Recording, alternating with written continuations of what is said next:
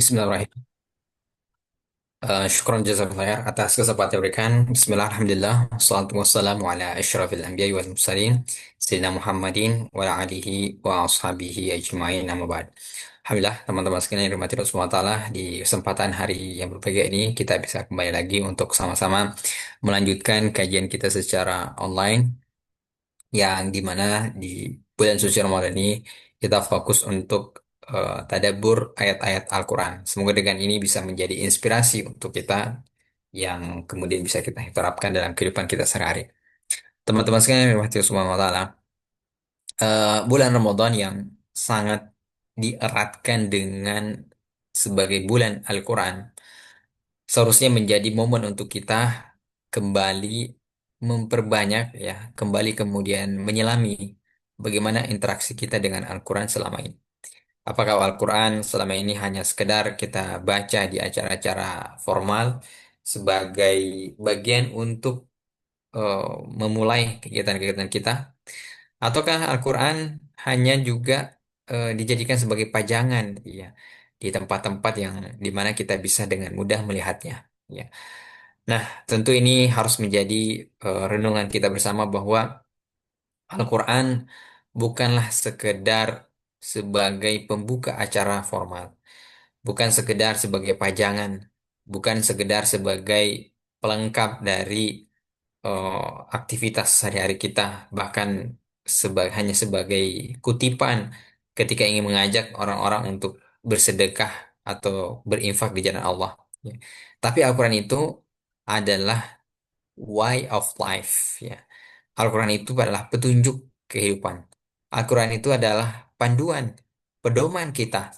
Maka saatnya lah di bulan suci Ramadan ini kita kembali membuka lembaran-lembaran yang mungkin selama ini kita abaikan karena kita terlalu banyak sibuk eh, dengan aktivitas kita sehari-hari. Maka mari kita gunakan di Al-Quran ini untuk mencari apa yang selama ini kita eh, mungkin lalaikan ya dalam kehidupan ya. Al-Quran sesungguhnya kalau kita menjadikan betul-betul sebagai pedoman kehidupan kita, itu pasti kita akan mendapatkan mukjizat ya dalam kehidupan kita ya. Taruhlah kita bisa melihat bagaimana kemudian ketika kita membaca sebuah buku yang sama-sama terbuat dari kertas, tapi ketika kertas itu bertuliskan kalamullah, maka kita harus memuliakannya. Tidak boleh kita meletakkan di sembarang tempat, di lantai, dan seterusnya. Nah, itulah Al-Quran. Dia bisa mengubah, punya efek bahkan kepada kertas sekalipun. Maka seharusnya kita belajar bahwa kalau juga kita ingin menjadi manusia yang mulia, maka tidak ada jalan lain. Jalan kemuliaan itu adalah ketika kita kembali ke Al-Quran. Nah, inilah menjadi PR kita hari ini. Bagaimana kita membaca Al-Quran dan ketika kita membaca, kita kemudian mendapatkan pelajaran yang bisa langsung kita terapkan dalam kehidupan kita. Dan sebagaimana pernah saya sampaikan juga bahwa Al-Quran itu ketika menceritakan sebuah kisah dan kisah ini misalnya berulang atau mungkin disebutkan di beberapa surah, ini menunjukkan bahwa kisah ini itu selalu relate ya, selalu kemudian relevan di setiap zaman. Maka tidak ada alasan kita mengatakan bahwa ini adalah cerita-cerita masa lalu, kemudian tidak ada hubungannya dengan masa kini. Itu sungguh keliru. Kita harus memahami bahwa kisah-kisah Al-Quran itu sengaja diceritakan ya, agar menjadi pelajaran untuk kita dan menjadi cermin untuk kita berkaca kehidupan kita hari ini. Bagaimana cara menghadapinya, bagaimana cara kita kemudian menemukan solusi setiap permasalahan yang mungkin belum pernah kita temukan jawabannya. Nah, inilah yang akan kita bahas hari ini. Uh, Bagaimana tadabbur di surah Al-Qasas. Nah, melanjutkan ayat yang kita baca kemarin tentang bagaimana kemudian Allah Subhanahu wa taala itu memberikan pelajaran ya kepada kita tentang kisah Firaun yang kemudian dia ini eh, sampai tega membunuh ya ratusan ribu bayi laki-laki dari Bani Israel hanya untuk memastikan bahwa kekuasaannya itu tidak jatuh. Tapi ternyata ketika Fir'aun sekuat-kuatnya dia menentukan sebuah hukum, ternyata hukumnya itu terjadi pengecualian. Ya, ternyata hukumnya itu yang begitu bengis, yang begitu kemudian zolim. Ternyata ada satu bayi yang berhasil lolos masuk ke dalam istana Fir'aun. Ya. Nah, di surah Al-Qasas, ya, Allah Subhanahu wa taala menceritakan dengan gamblang, ya, dan menjadi pelajaran untuk kita, ya, umat Rasulullah SAW, bahwa kadangkala orang yang paling zolim itu tidak bisa berbuat apa-apa, tidak punya kendali ketika Allah kemudian mengatur segala urusan. Ya. Jadi ketika Allah mengatur segala urusan, maka Fir'aun, ya sekelas Fir'aun pun itu tidak mampu berkutik. Ya. Ketika Allah merencanakan, ya, eh, tipu daya untuk menjatuhkan Fir'aun. Ya. Nah, di ayat 9, ya, di ayat yang sama yang kita baca kemarin, ya, Allah Subhanahu wa taala menceritakan ketika bayi Nabi Musa itu kemudian eh, hanyut, ya, dan sampailah ke istana Firaun, ya, maka bayi ini itu awalnya ingin, ya, istilahnya sudah akan dibunuh oleh tentara Firaun, ya, tapi kemudian ternyata eh, setelah didapatkan, dilihat oleh istri Firaun, maka istri Firaun itu langsung kemudian jatuh hati, ya. Dan ini disebutkan di Al-Quran, Allah SWT berfirman, wa alkaitu mahabbatan bini, dan aku memberikan, ya, mahabbah, kecintaan dariku. Jadi bayi Nabi Musa ini, siapapun yang melihatnya, maka dia akan merasakan jatuh cinta, ya. Jadi makanya kemudian ketika istri Firaun itu melihat bayi Nabi Musa, maka dia langsung merasakan jatuh cinta. Ya. Dan di sini ada satu pertanyaan paling penting. Kenapa kemudian Nabi Musa alaihissalam diselamatkan oleh Allah SWT justru di tempat yang paling rawan, ya, ibaratnya tempat yang paling mencekam, ya, yaitu istana Firaun. Ya. Nah, di sini ada beberapa pelajaran. Kenapa kemudian bayi Nabi Musa itu ditaruhnya, diselamatkannya di istana Firaun? Yang pertama adalah karena Nabi Musa alaihissalam itu membutuhkan tempat untuk bertumbuh. Ya, dia butuh lingkungan yang kemudian dengan lingkungan ini dia bisa mengobservasi. Dia Nabi Musa bisa kemudian belajar langsung dari lingkungan itu, yaitu istana Firaun. Ya, di istana Firaun ada beberapa orang-orang elit yang dari situlah Nabi Musa melihat, ya, bagaimana kemudian eh, para pemimpin itu memimpin mengendalikan. Jadi ibaratnya Nabi Musa itu langsung dibawa ke jantung kekuasaan. Ya. Kemudian ini juga menjadi menjadi hikmah bahwa dengan demikian otomatis Nabi Musa itu kemudian mempelajari, ya, eh, tentang seluk-beluk kekurangan dari Firaun. Jadi ketika dia tumbuh di istana Firaun, maka dengan sendirinya Nabi Musa itu tahu, oh ini kekurangan dari eh, apa namanya, Firaun, karena dia hidup eh, di lingkungan istana.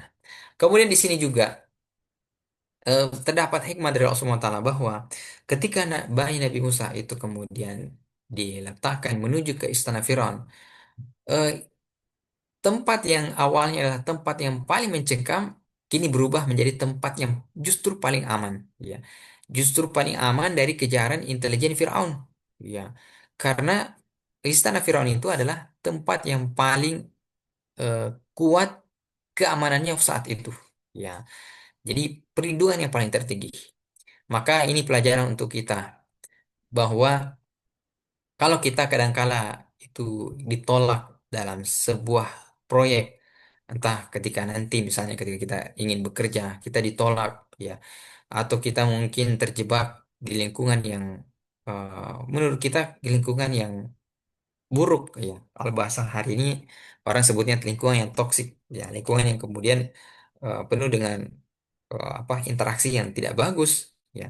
Maka bisa jadi ya Allah SWT merencanakan hikmah yang luar biasa di balik ketika kita berada di tempat-tempat yang ya ibaratnya dalam tanda petik seperti istana Firaun ya. Ya mungkin di situ penuh dengan apa istilahnya hal-hal yang mungkin kita tidak sukai, tapi justru ya dari tempat itu kita bisa belajar ya dan punya akses ya ibaratnya ilmu ya yang nantinya kemudian kita sangat butuhkan ya di kemudian hari. Ya, bahkan mungkin kita katakan tempat itu malahan mungkin adalah tempat yang paling tidak nyaman. Ya, boleh jadi misalnya tempat itu adalah lingkungan kita hari ini di kampung misalnya. Ya mungkin kita melihat lingkungannya itu tidak membuat kita nyaman. Ya, tapi ingatlah bahwa ketidaknyamanan itu adalah awal untuk kita kemudian bisa bertumbuh. Ya, bisa kita bertumbuh. Nah, kemudian di sini juga terdapat pelajaran bahwa kalau kita gagal ya dalam satu impian yang paling kita impikan ya dan ketika gagal itu akhirnya kemudian kita dapat tempat atau lingkungan yang menurut kita tidak ideal ya maka di sini terdapat pelajaran bahwa kalaupun memang menurut kita lah itu adalah tempat yang tidak ideal, tidak nyaman lah untuk kita, maka mulailah berpikir, ya, mencari strategi bagaimana kita mencari peluang di baliknya. Ya, karena boleh jadi kondisi yang tidak ideal itu Allah menyiapkan hikmah yang luar biasa. Ya, jadi hikmah yang luar biasa. Bahkan mungkin di tengah lingkungan itu kita mendapatkan tekanan, ya. Bahkan kita kemudian merasa bahwa ya sepertinya ini saya nggak bisa berbuat apa-apa ya. Tapi kita sebagai orang beriman harus selalu punya rasa optimis ya. Justru dengan lingkungan yang menurut kita tidak nyaman itu membuat kita kemudian memiliki mental baja ya. Kita kemudian lebih bisa bertumbuh ya. Dan ini salah satu mindset diajarkan Rasulullah SAW bahwasanya tantangan ya yang kita hadapi ya ketika misalnya tempat lingkungan kita itu tidak bagus, tidak ideal, tidak nyaman. Ini kan tantangan. Justru adalah peluang untuk kita bertumbuh ya. Dan ini nih yang kita pelajari hari ini. Kenapa kemudian ketika kita kuliah, ya bahkan mungkin dari sekolah dulu, selalu ada ujian. Kenapa sih ketika kita sekolah itu, kuliah itu harus ada ujiannya, ingin naik tingkat ada ujiannya, ingin kemudian lulus untuk mendapatkan gelar kesarjanaan, harus ada ujiannya. Ya, hikmahnya adalah ujian itu sesungguhnya adalah cara untuk menumbuhkan kapasitas kita. Ya, coba kalau kita nggak pernah ujian, kita nggak pernah tahu sejauh mana kemampuan yang kita miliki. Ya, justru dengan ujian itulah, dengan tantangan itulah, kapasitas kita itu kemudian bisa bertumbuh. Ya, dalam eh, kaidah fikih itu sering disebut bahwasanya al-ajru ala qadri masyaqqah.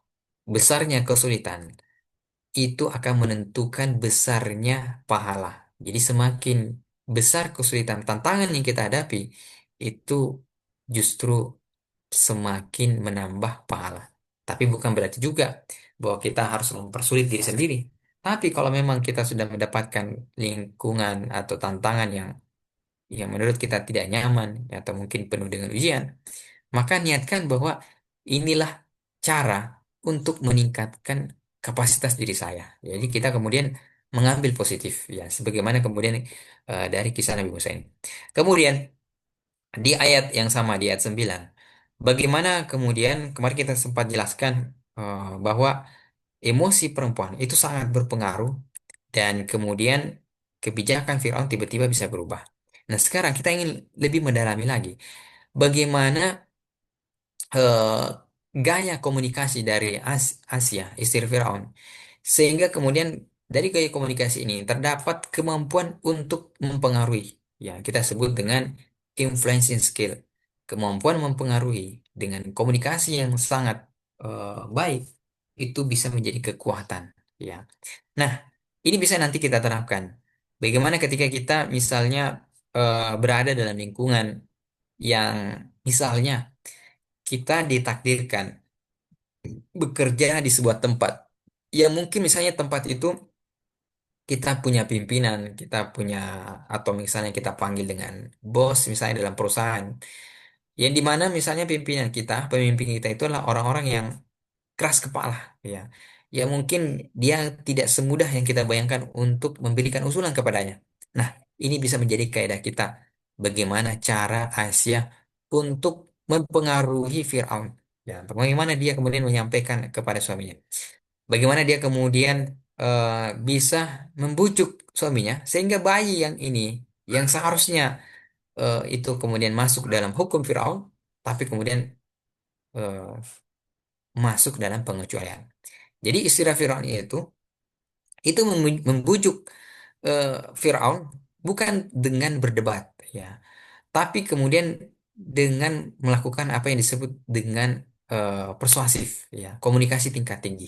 Ya, dia kemudian eh, apa istilahnya menggunakan pendekatan yang Firaun sendiri tidak menyadarinya. Ya. Nah, eh, apa yang dilakukan oleh eh, istri Firaun?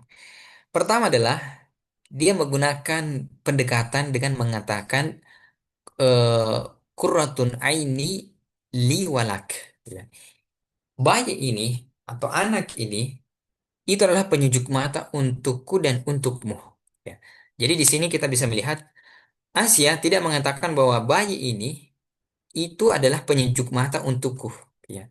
Tapi juga dia mengatakan penyejuk mata untukku dan untukmu. Ibaratnya untuk kita. Ya. Jadi ini namanya adalah bagaimana istri Firaun, Asia, itu membingkai bahwa keberadaan bayi ini itu adalah aset, itu adalah sesuatu yang berharga bagi kita di masa depan. Ya, ya. Jadi eh, itu kemudian sedikit membuat Firaun berpikir, ya, bahwa bayi ini ternyata bukan hanya untuk istriku, tapi juga untuk saya. Ya, dan pernah saya dengar penjelasan bahwa dalam riwayat disebutkan eh, Firaun ini dengan Asia itu memang tidak memiliki keturunan. Ya, jadi Firaun pernikahan dengan Asia itu disebut dia tidak memiliki keturunan. Adapun Firaun dengan istri yang lain itu punya keturunan. Tapi untuk Asia ini inilah istri yang kemudian Firaun tidak memiliki keturunan. Maka ibaratnya dia ini ingin membahagiakan istrinya. Jadi selama ini istri yang tidak memiliki anak itu kemudian ingin dibahagiakan. Dan pernah juga saya melihat salah satu video bahwa Asia ini itu adalah istri Firaun yang paling dicintai.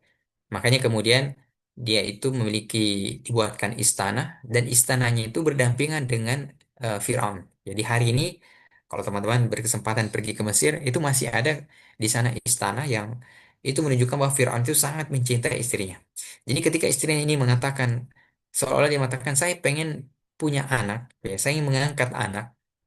Ini bukan hanya untuk saya, tapi juga untukmu.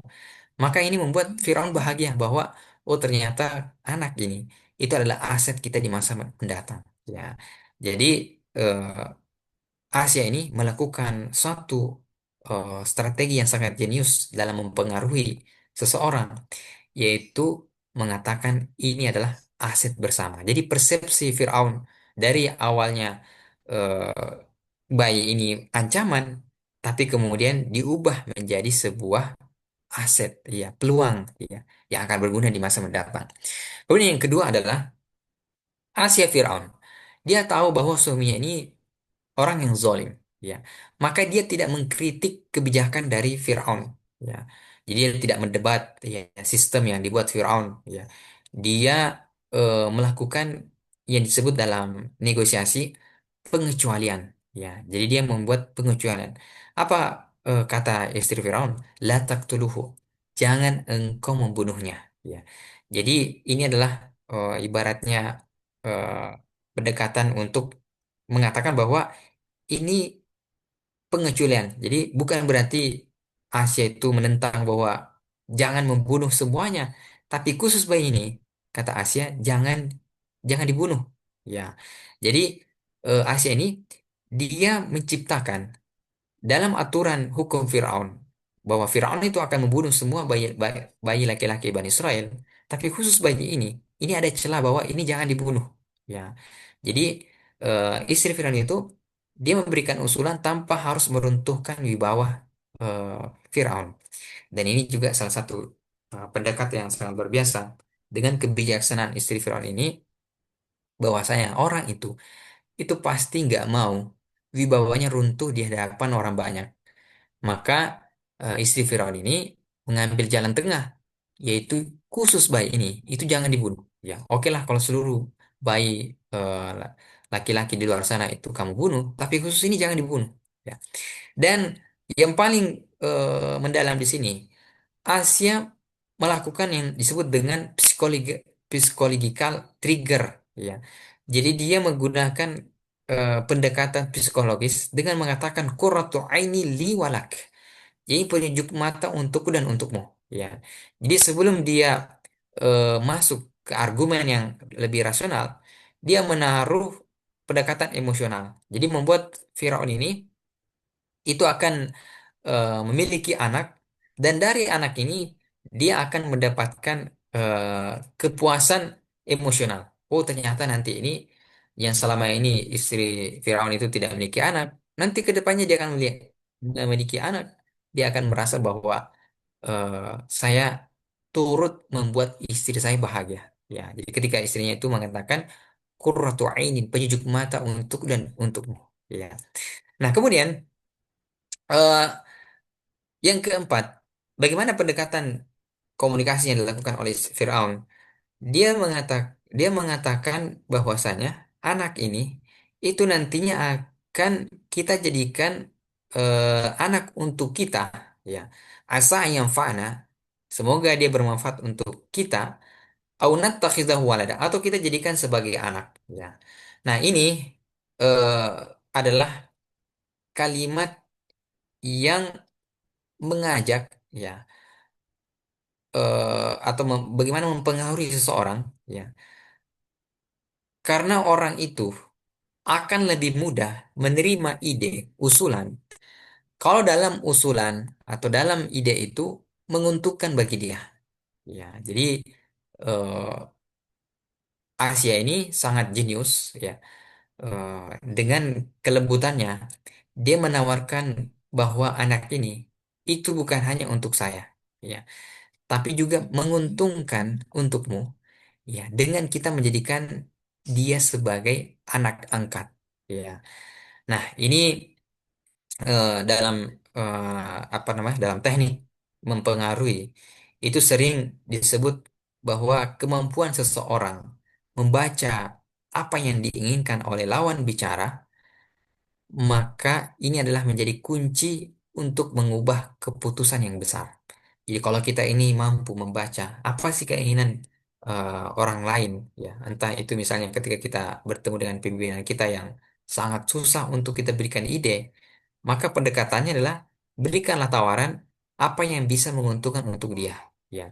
Jadi eh, ini akan membuat orang itu berpikir, oh kalau ini bukan hanya menguntungkan untuk dia, juga menguntungkan untuk saya, maka dengan mudah dia akan menerima. Ya. Jadi eh, Asia ini itu kemudian berhasil, ya, eh, mempengaruhi suaminya. Ya, dia tahu karakter suami yang sangat kejam, bengis, ya, zolim. Itu akhirnya kemudian bisa luluh dengan argumen-argumen yang Asia berikan kepada Firaun. Ya. Nah, maka ini eh, bisa menjadi pelajaran kita bahwa kalau kita berhadapan dengan orang-orang yang, ya, kita sebut sebagai pragmatis, atau orang-orang yang misalnya pengennya selalu apa namanya, mencari keuntungan, ya, dari setiap apa yang dilakukan, maka celahnya adalah kalau kita menawarkan sesuatu, pastikan sesuatu itu menguntungkan juga untuk dia, ya. Ya, dalam istilahnya itu win-win solution. Ya, bagaimana kemudian solusi itu saling menguntungkan. Maka kalau kita ingin memberikan solusi, yang menawarkan ide, gagasan kepada orang, maka jangan kemudian secara frontal. sebagaimana istri Firaun ini, Asia itu dia menggunakan dengan pendekatan yang sangat lembut. Ya, dia tidak perlu kemudian berteriak-teriak mengatakan jangan membunuh bayi ini, tapi dengan argumen yang bisa kemudian menjawab apa kebutuhan secara psikologis dari Firaun. Ya. Nah, kemudian di sini juga kalau kita ingin eh, melakukan pendekatan, ya, teknik komunikasi, ya, yang relevan atau yang efisien, maka kita harus memahami bahwa kelembutan, ya, kebijaksanaan, ya, itu adalah kekuatan yang sangat eh, efisien, ya. Jadi kita itu ketika mempengaruhi orang itu tidak perlu sebenarnya dengan berteriak-teriak, ya. Cukup dengan berlemah lembut, ya. Cukup dengan memberikan argumen-argumen yang masuk akal, ya. Tadi tentang bagaimana Asia memberikan bahwa ini qurratu aini li walak. Qurratu aini itu dalam, kalau kita membaca dalam kacamata psikologis, ini adalah kosakata yang ibaratnya langsung ngena secara apa namanya? Secara psikologis, secara jiwa untuk seseorang. Ya, qurratu ain, penyejuk hati, ya. Jadi kalau orang yang sudah bicara ini penyejuk hati, ya. Seorang seperti Firaun yang bengis pun itu bisa luluh hatinya, ya. Maka ini pelajaran untuk kita bahwasanya eh, kalau kita ingin berkomunikasi, ya, bahkan ini disebutkan dalam ilmu-ilmu hari ini, ya, maka kita itu salah satunya adalah melakukan pendekatan secara psikologis, ya. Bisa kita lihat hari ini beberapa brand-brand atau mungkin bahkan mungkin keburukan hari ini juga melakukan pendekatan yang sama. Jadi dia tidak kemudian secara frontal menawarkan sesuatu, ya, bahkan istilahnya dalam sesuatu yang buruk pun itu dikemas, ya, seolah kemudian sesuatu yang baik, ya, akhirnya kemudian orang dengan mudah menerima. Maka ini pelajaran untuk kita juga. Kalau kita suatu hari memiliki proyek kebaikan, kita ingin menawarkan misalnya dakwah, kita ingin menawarkan mengajak orang untuk berbuat baik, maka kita itu harus perlu mempelajari bagaimana menawarkan itu dengan kemasan yang membuat orang tidak merasa seperti menjadi lawan, ya. Bagaimana orang itu bisa menerima dakwah yang kita tawarkan itu dengan kemasan yang istilahnya eh, menjawab kebutuhan orang, ya. Jadi menjawab kebutuhan orang. Jadi jangan kemudian baru dari misalnya dari sisi tampilan orang itu sudah menjaga jarak dengan kita, ya. Atau mungkin dari sisi argumen, ya, dari sisi kata-kata yang kita gunakan, ya, itu adalah kata-kata yang harusnya memberikan kedamaian, ketenangan. Ya, jadi kita datang bukan sebagai musuh, tapi bagaimana kemudian menawarkan sesuatu yang bisa membuat orang lain itu tertarik. Dan itulah dakwah. Jadi dakwah itu adalah usaha. Bagaimana mengajak seseorang untuk bisa mendapatkan hidayah dari Allah Subhanahu wa taala. Nah, selanjutnya bagaimana kondisi ibunda Nabi Musa setelah bayinya dihanyutkan dan ternyata bayinya ini itu masuk ke dalam istana Firaun. Apa yang terjadi dengan ibunda Nabi Musa? Nah, insya Allah kita akan lanjutkan di esok hari. Demikian yang sampaikan, semoga ini menginspirasi kita tentang bagaimana kisah Asia yang melakukan teknik komunikasi dengan memberikan argumen-argumen itu sampai kemudian bisa meluluhkan hati Firaun. Ya, saya kembalikan ke moderator.